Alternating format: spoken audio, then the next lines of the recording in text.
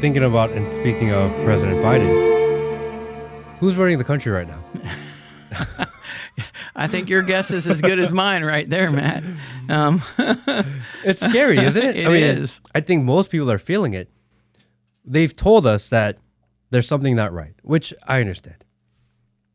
And Vice President Harris is kind of campaigning, not really campaigning. She's not doing press conferences. You don't see her anywhere, but yet she seems to be everywhere because the media says she's really popular, and it's Brat Summer and it's super demure, right? And they're putting all this out there, and it's just like this mass psychosis event that's going on. Who's running the country?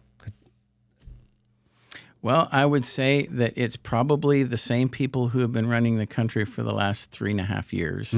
And that is the very wealthy in the Democrat Party that are controlling the lever of powers, the levers of power, rather.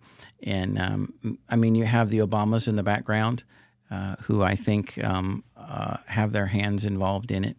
But pointing to a specific person, I don't think you can.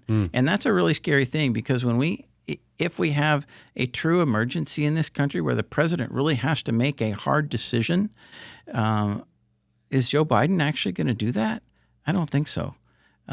So it's a conundrum right there, and which is why it is so critically important for people to get out and vote in November, and literally to put a new president in place and a new political party in place that has a true leader, someone who keeps their word, someone who is not only respected on the world stage, but feared on the world stage.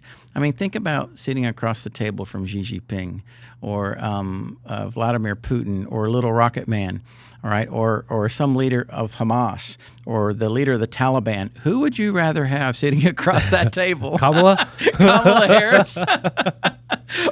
Or would you rather have a proven leader, someone who is feared? I mean, think about it. When Obama was president, Russia invaded Crimea. When Trump was president, Russia invaded no one. China invaded no one. Hamas invaded no one. The Taliban were fairly silent. And you have, and Iran as well. Iran was not funding Hezbollah and Hamas and the Houthis like they're funding them right now. No.